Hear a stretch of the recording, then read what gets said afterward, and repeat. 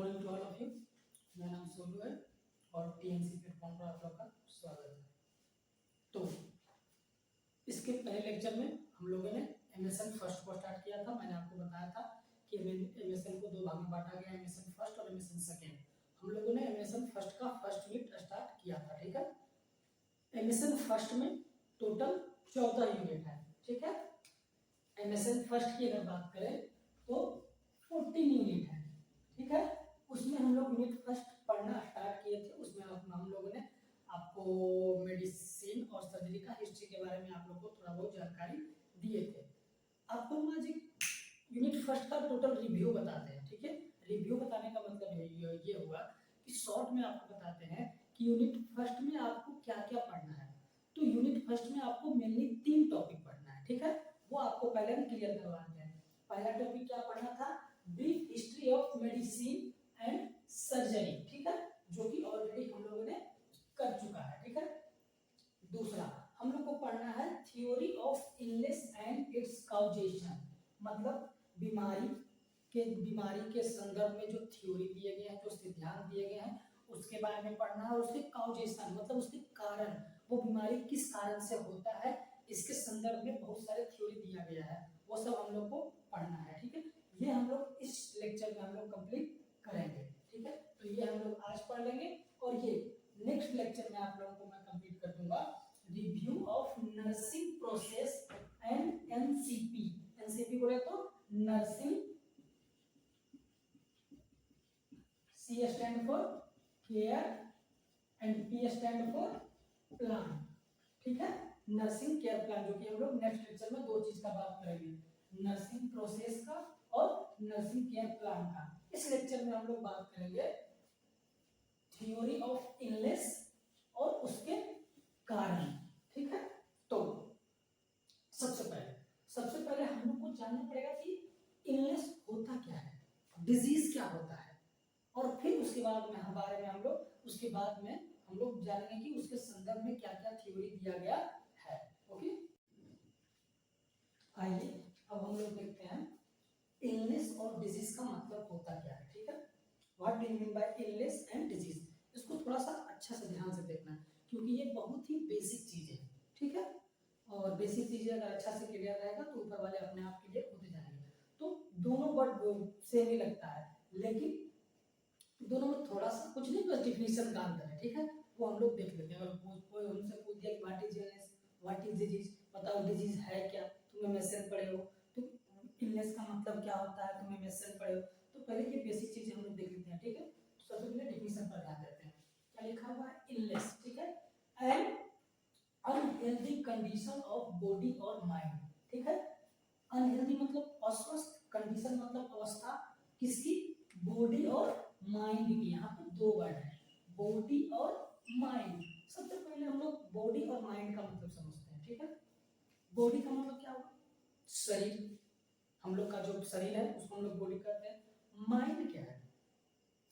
अब देखो ना, माइंड के बारे में थोड़ा सा कंफ्यूजन चल रहा है अभी कि माइंड है क्या। अब माइंड,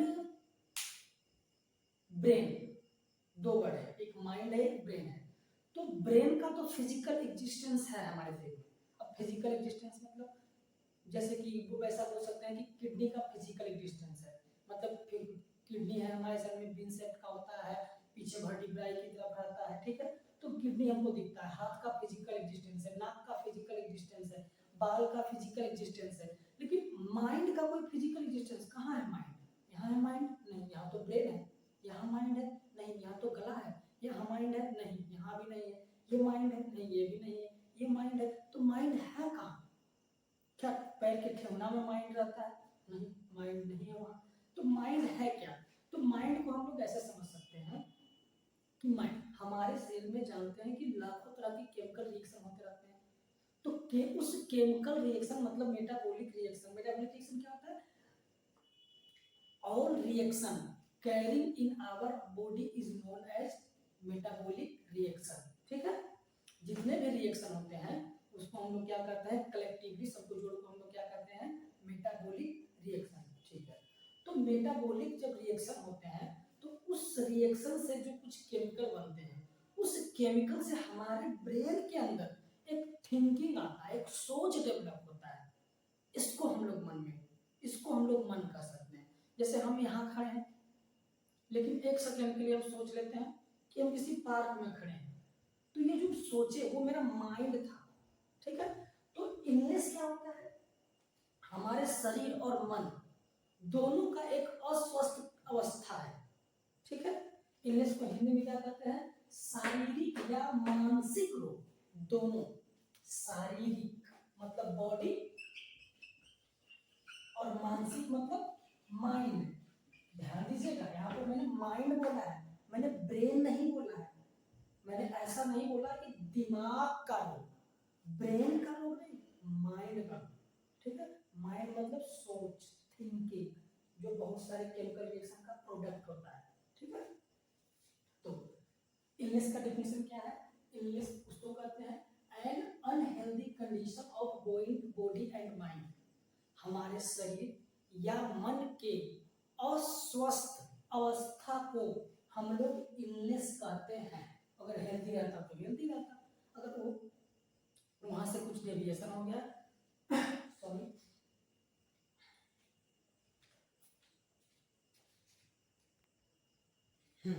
तो इलनेस आई होप क्लियर हो गया होगा।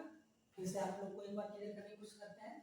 इलनेस क्या है, अगर इंग्लिश में बात करें तो N unhealthy condition of body और माइंड, शरीर और मन की अस्वस्थ अवस्था को हम लोग इलनेस कहते हैं, ठीक है। आई होप इलनेस क्लियर हो गया।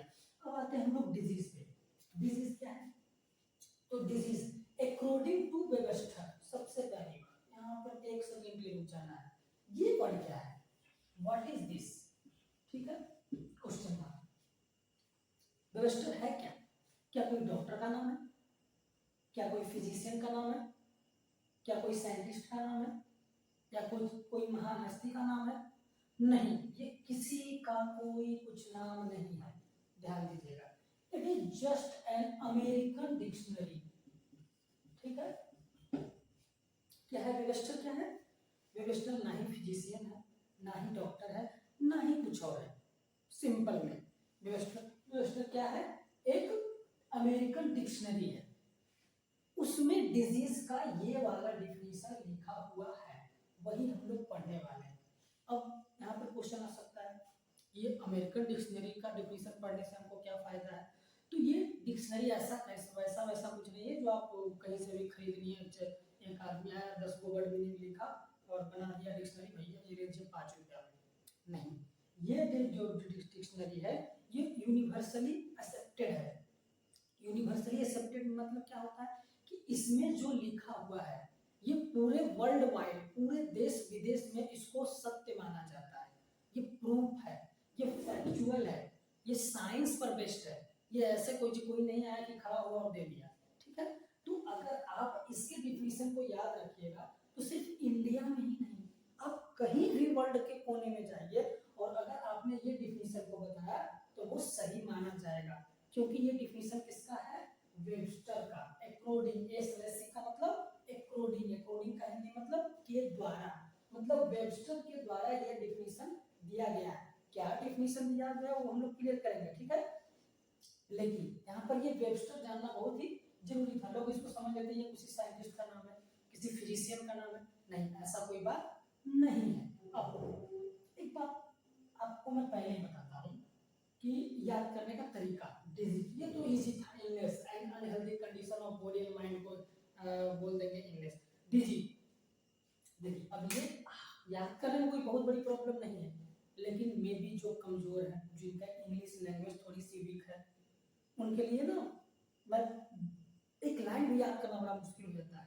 तो और ये थोड़ा सा ये लंबा चौड़ा ये 3 लाइन का दिख रहा है, कैसे लिखेंगे, कैसे याद करेंगे, तो नहीं, इसमें ना आप ध्यान दीजिएगा, इसको 3 पार्ट में तोड़ के याद कीजिएगा, ठीक है। वो मैं आपको पार्ट बाय पार्ट तोड़ूंगा और आपको समझाऊंगा, ठीक है। वो आगे देखिए, सबसे पहला डिजीज के बारे में क्या लिखा हुआ है, disease according to Webster a condition in which body function is impaired, ठीक है। यहाँ पे 2-3 वर्ड इंग्लिश का यूज हुआ है, सबसे पहला कंडीशन, उसके बाद बॉडी, उसके बाद फंक्शन, उसके बाद इम्पेयर। ठीक, कंडीशन मतलब अवस्था होता है, स्थिति होती है, कैसी स्थिति है, क्या अवस्था है। बॉडी मतलब हमारा शरीर, फंक्शन मतलब हमारा बॉडी में जो फंक्शन होते हैं। बॉडी फंक्शन क्या है, जैसे किडनी का काम है ब्लड को फिल्टर करना, ठीक है। हार्ट का काम है पंपिंग ऑफ ब्लड, लंग्स का काम है ऑक्सीजन सप्लाई करना, ब्लड का काम है न्यूट्रिशन को सप्लाई करना, ब्रेन का काम है थिंकिंग का है हमारे पोस्चर को करेक्ट रखने का, ठीक है। तो ये सब क्या होते हैं, बॉडी फंक्शन होते हैं, ठीक है। तो अब यहाँ पे नेक्स्ट वर्ड आया है इम्पेयर्ड। इम्पेयर्ड मतलब क्या होता है, इम्पेयर्ड का सिंपल मतलब है कि ये जो काम कर रहा था या इसको जो करना चाहिए था, ये वो ना करके कुछ और कर रहा है। इसका रीजन कुछ भी हो सकता है, लेकिन इम्पेयर्ड का मतलब ये हुआ कि मतलब इसको जो करना चाहिए था वो ये नहीं कर रहा है, ये कुछ और कर रहा है। तो अब यहाँ से थोड़ी सी हिंदी पर ध्यान दीजिएगा कि डिजीज क्या है। तो अकॉर्डिंग टू व्यवस्था डिक्शनरी, ये एक ऐसी अवस्था है, डिजीज एक ऐसी अवस्था है जिसमें हमारे बॉडी फंक्शन क्या हो जाते हैं, इम्पेयर्ड हो जाते हैं। इम्पेयर्ड मतलब सही से फंक्शन नहीं करते हैं। तो पहला पार्ट यहीं पे तोड़ के आपको समझा दिए, यहाँ से लेके यहाँ तक, ठीक है। ये जो कॉमा रहा, ठीक है। तो क्या है, a condition in which body function is impaired.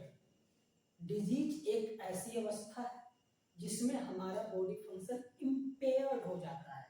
Impaired का मतलब जो उसको काम करना चाहिए था वो ना करके कुछ और कर रहा है, ठीक है। तो इतना अब दूसरा पॉइंट पर ध्यान दीजिएगा, departure from state of health. अब डिपार्चर दूसरा पॉइंट यही तक रख लीजिएगा, ये यहाँ से लेकर यहाँ तक ये दूसरा हो गया, ठीक है।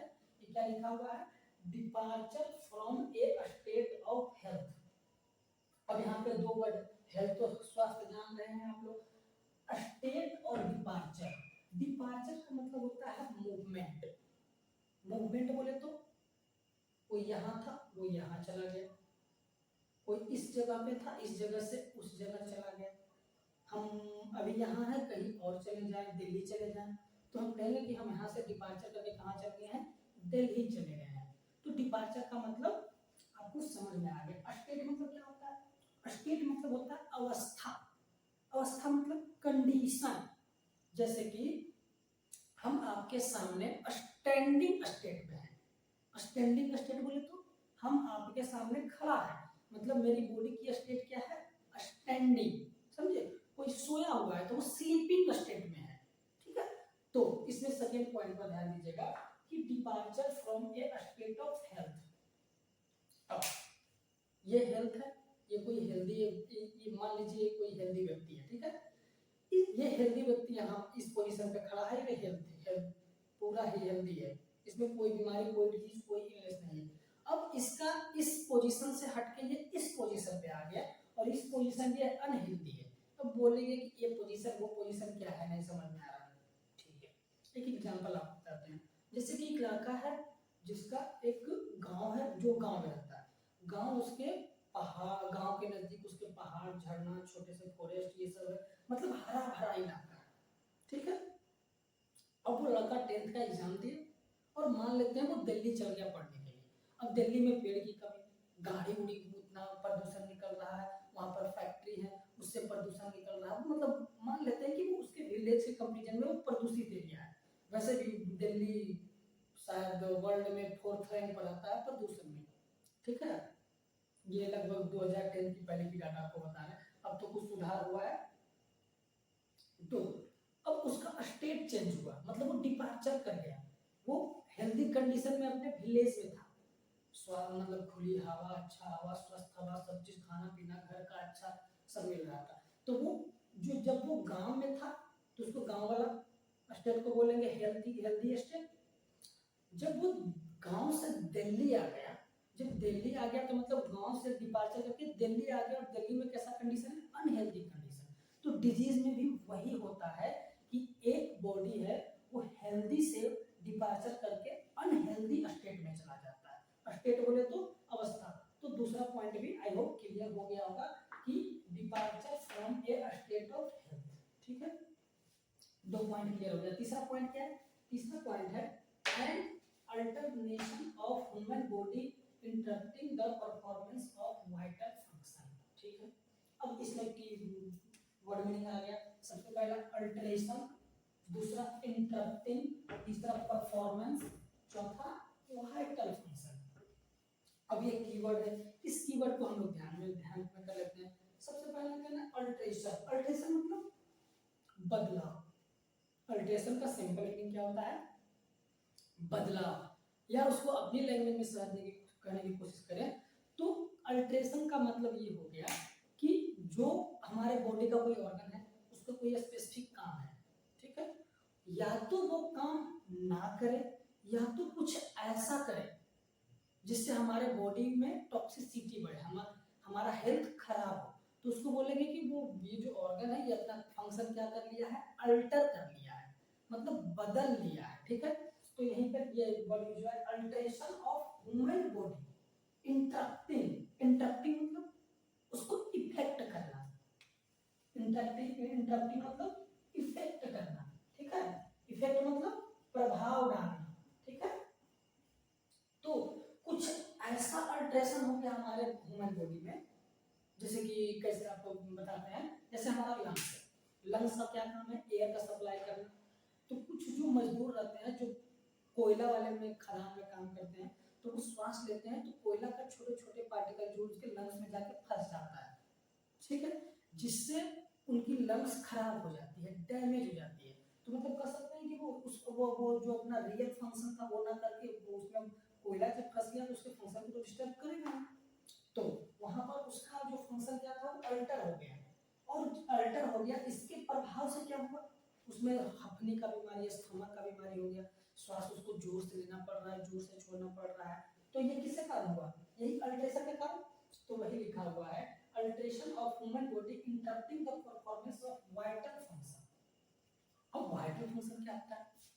वाइटल फंक्शन ऐसे फंक्शन जो किसी व्यक्ति को जीवित रहने में मदद करते हैं, वैसे फंक्शन को हम लोग बोलते हैं वाइटल फंक्शन। जैसे फॉर एग्जांपल, इसका हम लोग एग्जांपल ले सकते हैं, जैसे रिप्रोडक्शन,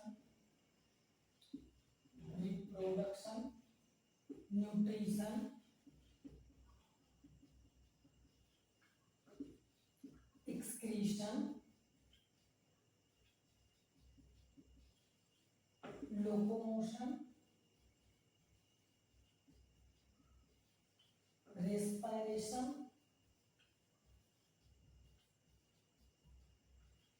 एटीसी, ठीक है। तो vital function I hope clear हो गया। वाइटल फंक्शन किसको बोलते हैं? ऐसा फंक्शन, ऐसा काम जो एक ह्यूमन को, जो एक मनुष्य को जीवित रहने के लिए एकदम जरूरी है कि ये काम होगा तो ही आदमी वो जीवित रहेगा। अब बोलिएगा रिप्रोडक्शन ना करेगा तो क्या मर जाएगा? मर जाएगा, एक ना एक दिन तो मर जाएगा, उसका अस्तित्व खत्म हो जाएगा संसार से। न्यूट्रिशन, खाना पीना नहीं मिलेगा तो मर जाएगा, बिल्कुल मर जाएगा। एक्सक्रीशन नहीं होगा, अगर बॉडी से वेस्ट मटेरियल का बाहर नहीं निकलेगा तो क्या मर जाएगा? बिल्कुल मर जाएगा। लोकोमोशन ना करेगा तो मर जाएगा, बिल्कुल मर जाएगा। एक ही जगह पे बैठा रहेगा तो मतलब एक तो एक जो पूरा पूरा बॉडी से सही है और एक बॉडी से इम्पेयर्ड है, तो गारंटी है कि जो सही है वो ज्यादा दिन तक जिएगा। तो इसमें डालते हैं वाइटल, लोकोमोशन, रेस्पिरेशन, सांस पास ना लगे हवा में, मर जाएगा। अब ऐसा नहीं कि एक सेकंड के लिए छोड़ दिया तो मर जाएगा, ऐसा हम नहीं बोले। हम ये नहीं बोले कि वाइटल फंक्शन उसको बोलते हैं जो एक सेकंड के लिए बंद हो जाए तो आदमी खत्म हो जाएगा, नहीं। उसको जिंदगी में जीवित रहने के लिए जो उसका लाइफ टाइम होता है, लाइफ स्पैन होता है, एक होता है बड़ा क्या लाइफ स्पैन। लाइफ स्पैन क्या होता है? बर्थ से लेके डेथ तक का जो टाइम है उसको हम लोग बोलते हैं लाइफ स्पैन, ठीक है। बर्थ से लेके डेथ तक का जो टाइम है उसको हम लोग बोलते हैं लाइफ स्पैन। जैसे कि ह्यूमन का अप्रोक्स मान के चलते हैं, पहले 120 साल था, फिर 90 हुआ, अभी ह्यूमन का मान के चलते हैं कि 60 साल है। मतलब 60 साल में नेचुरली उसका डेथ हो जाएगा। सबका ऐसा नहीं कि साल हुआ मर जाएगा, मतलब ऐसा है, थ्योरी कहती है, ठीक है, कि ह्यूमन का लाइफ स्पैन धीरे धीरे क्या हो रहा है, घटते जा रहा है। अब 40-45 के बाद जनरली वो बीमार होते जाता है, धीरे धीरे उसका शरीर वीक हो जाता है, लेकिन पहले वाले लोग 100 साल जीते थे, इसी को बोलते हैं लाइफ स्पैन। ये लाइफ स्पैन को कम करता है, ठीक है। तो मैंने आपको तीन चीजें तीनों तौर पे आपको समझाने की कोशिश किया। सबसे पहला, एक condition in which body function is impaired. Disease एक ऐसी अवस्था है जिसमें हमारे शरीर का जो बॉडी फंक्शन होता है इम्पेयर हो जाता है। दूसरा, departure from a state of health, health से वो मूवमेंट करके कहाँ चला जाता है, अनहेल्थ में या ए हेल्दी में या अनहेल्दी कंडीशन में चला जाता है। तीसरा क्या है, an alternation of human body interrupting the performance of vital function, या कुछ ऐसा अल्टरेशन कर देता है जिससे हमारे वाइटल फंक्शन पर प्रभाव पड़ता है, उसके परफॉर्मेंस पर प्रभाव पड़ता है। परफॉर्मेंस का मतलब उसकी क्रिया, ठीक है, ठीक है। तो आई होप ये क्लियर हो गया। अब दोनों को थोड़ा समराइज कर लेते हैं, ठीक है। तो इलनेस, इलनेस का मतलब क्या था, N unhealthy condition of body और माइंड। उसी तरह डिजीज, डिजीज को हिंदी में क्या बोल सकते हैं, रोग, ठीक है। तो डिजीज, तो अकॉर्डिंग टू द वेस्टर एक condition in which body function is impaired या departure from a state of health and alteration of human body interrupting the performance of vital function. Disease एक ऐसी अवस्था है जिसमें हमारा बॉडी फंक्शन इम्पेयर हो जाता है, हम लोग डिपार्चर कर जाते हैं हेल्थ से अनहेल्दी कंडीशन में, या ऐसा कोई अल्टरेशन हो जाता है ह्यूमन बॉडी में जिसके कारण वाइटल फंक्शन पर बुरा प्रभाव पड़ता है। इसी को बोलते हैं डिजीज और इसको बोलते हैं इलनेस, ठीक है। नेक्स्ट हम लोग आते हैं।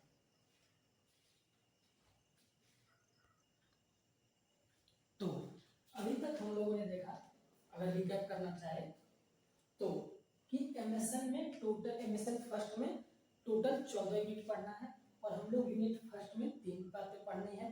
3 बातें में एक बात हम लोगों ने पहले ही क्लियर कर चुका है, और दूसरी बात हम लोग को पढ़नी थी theory of illness and it's causation, ठीक है। फिर हम लोगों ने बीच में इलनेस और डिजीज को बहुत अच्छी तरह से समझा, डिटेल में समझा, with example word by word मैंने आपको क्लियर किया। अब आते हैं मेन टॉपिक पे, वो भी मेन था, डिजीज इलनेस भी मेन था, ये नहीं कहूँगा वो सेकेंडरी था, वो भी प्राइमरी था, ठीक है। अगर उसको ना समझे तो फिर आगे क्यों समझना। तो अगर आप उसको समझ लिए तो अब आते हैं मेन टॉपिक पे, कि theory of illness and it's causation. उसके पहले भी एक छोटी सी बात, ये थ्योरी जो हम लोग पढ़ेंगे, ये एक समाज में कोई आदमी ऐसा नहीं आया कि कोई सूता उठा और दे दिया कि भैया ये थ्योरी है। अब थ्योरी ऑफ इलनेस इसका मतलब क्या होता है, सबसे पहले मैं आपको ये क्लियर कर देता हूँ कि थ्योरी ऑफ इलनेस इसका मतलब होता क्या है। तो थ्योरी का मतलब होता है, हिंदी में उसको सिद्धांत बोलते हैं। यहाँ पर दो बातें होती है, एक थ्योरी होती है और एक यूनिवर्सल लॉ होता है। तो दोनों में डिफरेंस है। जो यूनिवर्सल लॉ होते हैं उनका कोई एक्सेप्शन नहीं होता है। एक्सेप्शन नहीं होने का मतलब है वो हर एक जगह सही प्रूव होता है, मतलब उसी के अकॉर्डिंग ही काम होता है। जैसे आप लोगों ने अगर 9th में पढ़ा होगा universal law of gravitation, Newton law of motion, ये सब यूनिवर्सल लॉ है, मतलब ये हर एक कंडीशन में फॉलो होंगे। लेकिन थ्योरी का एक्सेप्शन होता है, ठीक है। ये एक जनरलाइज्ड टर्म है, मतलब ये चीज देखा उसके बारे में ये हम रूल दे दिए कि ये ऐसा होगा, ठीक है। जैसे फॉर एग्जांपल, जैसे अगर डेली लाइफ एक्टिविटी से करें तो किसी को एक गांव में आदमी रह रहा है, तो वो 1 महीना से डेली देख रहा है कि 2 बजे से दोपहर में बिजली काटता है और रात में 11 बजे बिजली देता है, ठीक है। वो 1 दिन देखा, 2 दिन देखा, 3 दिन देखा, 4 दिन देखा, 5वां दिन देखा, 6ठा दिन, 7वां दिन वो पहले ही बता दिया भैया 2 बजे काटेगा और 11 बजे देगा। तो एक टाइप का थ्योरी हो गया। हाँ, वो अपने घर के लिए हो गया साइंटिस्ट की थ्योरी दे दिया, भैया आज मोनू कुमार और राजकुमार ने थ्योरी दे दिया कि 2 बजे कटेगा 11 बजे आएगा, तो वो थ्योरी हो। तो थ्योरी का एक्सेप्शन हो सकता है, हो सके बिजली ऑफिस वाला का मन रहे 7 बजे बिजली दे दे, ऐसा हो सकता है। तो वही हम लोग देखेंगे।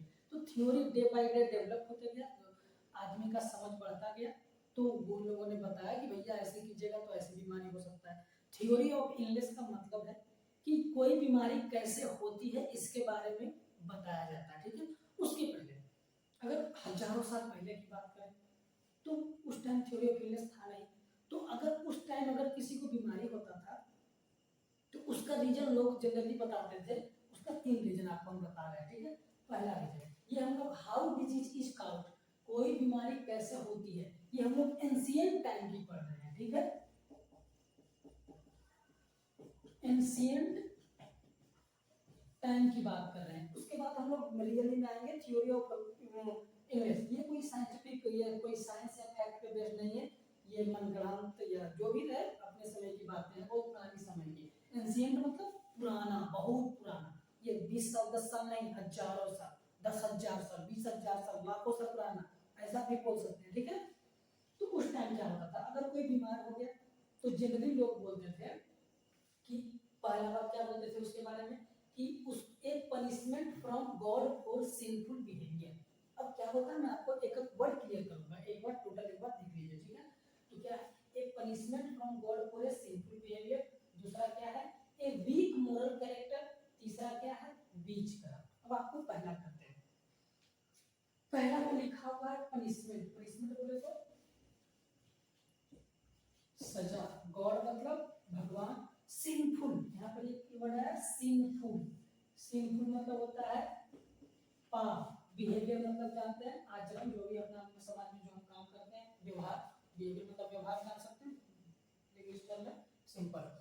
तो पहले के जमाने में अगर कोई बीमार होता था तो लोग ये ना कहते थे कि इसको बैक्टीरिया का इन्फेक्शन है, इसके ब्लड में कोई इन्फेक्शन है, इसका किडनी खराब हो गया है, इसका लीवर खराब हो गया है, ऐसा कोई लोग कुछ नहीं बोलते थे। वो सिंपल बोलते थे ये कोई गंदा काम किया है, ये कोई पाप किया है और इसको भगवान ने सजा दिया है। वही लिखा हुआ है ए punishment from God for a sinful behaviour, कोई पाप के लिए भगवान इसको सजा दिए हैं, ठीक है। अगर कोई बाद में बीमार दिख गया तो मतलब कुछ सोचते ही ना थे, सिंपल टर्म था, सिंपल दिमाग में चलता था कि कोई पाप किया होगा इसका सजा ही भुगत रहा है, ठीक है। और ऐसा हम लोग अपने भी अभी भी जनरल लाइफ में देखते हैं कि ये अपना पाप का सजा भुगत रहा है, इतना पाप किया है कि इसको भोगना ही पड़ेगा।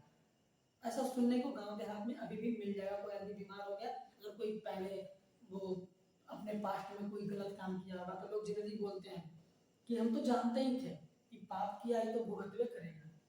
तो ऐसा सुनने को मिलता है। तो वही पहले जमाने के लोग क्या सोचते थे कि punishment from God for a sinful behaviour. दूसरा क्या है a week moral character, week मतलब कमजोर, मोरल मतलब नैतिक, कैरेक्टर मतलब जान भी करते हैं, ठीक है, अपना आचरण कैसा है। तो वीक मोरल कैरेक्टर, वीक मतलब कमजोर, नैतिक क्या होता है, दो वर्ड होती है, एक नैतिक एक अनैतिक। अगर समाज के नजर में कोई काम अच्छा है तो उसको नैतिक काम बोलते हैं, अगर कोई बुरा है तो उसको अनैतिक काम बोलते हैं। जैसे शराब पीना समाज में एक अनैतिक काम है, वो नैतिक काम नहीं है। तो ऐसा भी कहते थे कि जिसका कैरेक्टर अच्छा ना है, मतलब कैरेक्टर अच्छा ना है तो बुखार हो जाएगा, ऐसा बोलते थे कि इसका कैरेक्टर अच्छा नहीं है इसीलिए ये बीमार है। वो सिंपल में यहाँ लोग सोचते ही नहीं थे कि इसको कोई इन्फेक्शन हुआ है, इसको कोई और बीमारी है, इसका किडनी खराब है, इसको बुखार है, नहीं, ये गंदा आदमी था इसलिए ये बीमार है, ठीक है। तो मतलब इस बात का कोई मतलब नहीं है, लेकिन पुराने जमाने में लोग यही से सोचना स्टार्ट किए थे कि बीमारी कैसे होता है, ठीक है। तीसरा बात क्या है बीच क्राफ्ट, बीच मतलब क्या होता है आप लोग जानते होंगे, डायन, और क्राफ्ट मतलब होता है वर्क, जादू, इसका हिंदी बोले तो जादू टोना या टोना टोना, ठीक है। गाँव देहात में अभी भी झाड़ा फूकी वाला काम होता है। तो ऐसे की पहले की बात है, लेकिन अभी भी चल रही है जो कि गलत है, मैं इसको सपोर्ट नहीं कर रहा हूँ आपके सामने, मैं भी बोल रहा हूँ ये गलत है। तो या तो बोलते थे कि ये बीमार, इसको कुछ ऐसा ना बोलते कि इसका कुछ बीमारी है, नहीं, इस पर कोई जादू टोना कर दिया है, ऐसा लोग मानते थे। तो एक बार फिर से तीनों बात को क्लियर कर लेते हैं कि हाउ डिजीज इज काउड, ये बात कब की है, एंशिएंट, पुराने समय की बात कर रहे हैं। तो पहला क्या है ए punishment from the God for a sinful behaviour, मतलब उसको भगवान उसके पाप की सजा दिए हैं। दूसरा बात क्या है ए वीक मोरल कैरेक्टर, मतलब उसका कैरेक्टर, उसका आचरण अगर सही नहीं है इसीलिए वो बीमार है। तीसरा क्या है विचक्राफ्ट मतलब ये बीमार इसलिए है क्योंकि इस पर कोई जादू टोना कर दिया है। ठीक है, अब हम लोग रियल वाले देखेंगे, मतलब जिसमें थोड़ी सी साइंस है, थोड़ा सा फैक्ट है, थोड़ी सी सच्चाई है। ठीक है, उस वैसे थ्योरी के बाद में हम लोग बारे में हम लोग अभी बात करेंगे। ये बेसिक जानना भी बहुत जरूरी था। ठीक है,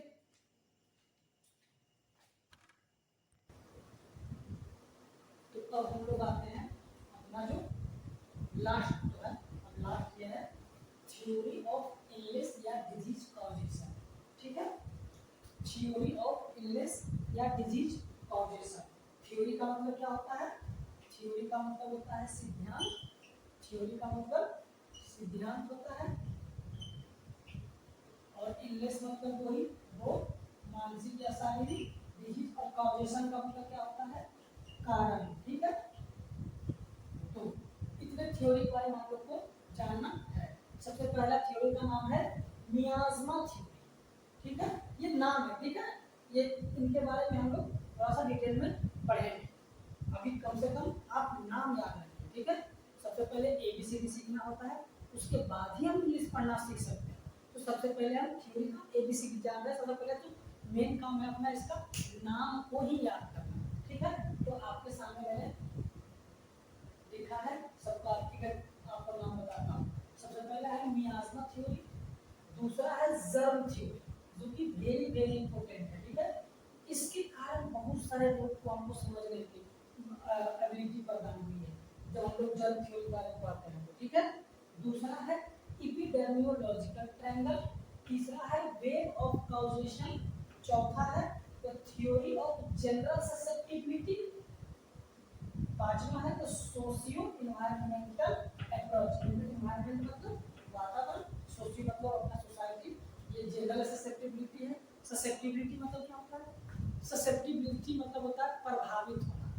ठीक है, किसी चीज का आप पर कितना प्रभाव पड़ रहा है, इसको नापने के लिए हम जो वर्ड यूज करते हैं उसी को हम लोग बोलते हैं ससेप्टिबिलिटी। ठीक है, मियाज़मा क्या है हम लोग पढ़ेंगे, जर्म थ्योरी क्या है पढ़ेंगे, एपिडेमियोलॉजिकल ट्रायंगल क्या है तो हम लोग पढ़ेंगे। तो अभी मेन कम से कम इतना जानें कि थ्योरी का नाम क्या क्या होता है।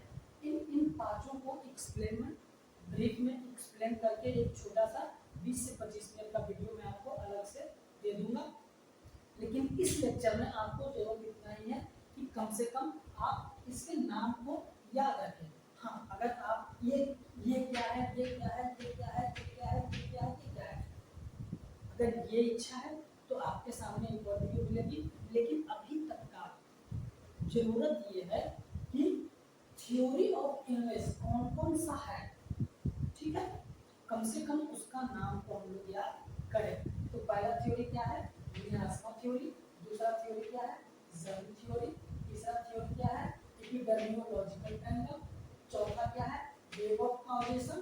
वेव मतलब क्या होता है? जाल, जाल, कॉजेशन मतलब कारण। चौथा क्या है? The theory of general, general मतलब क्या होता है? सामान्य। ठीक है, सामान्य। ठीक है, चौथा पांचवा क्या है? The socio environmental approach. ठीक है, तो इस लेक्चर में बस इतना ही। ये मैं आपको पांचों थ्योरी जो है वो आपको अलग से एक्सप्लेन एक छोटे से वीडियो में 20 से 25 मिनट का वीडियो है मैं उसमें कर दूंगा। आज के लिए बस इतना ही, सेकेंड लेक्चर के लिए बस इतना ही। इसमें इस MSN के फर्स्ट यूनिट का सेकेंड टॉपिक खत्म होगा। इसमें तो 3 टॉपिक पढ़ना था,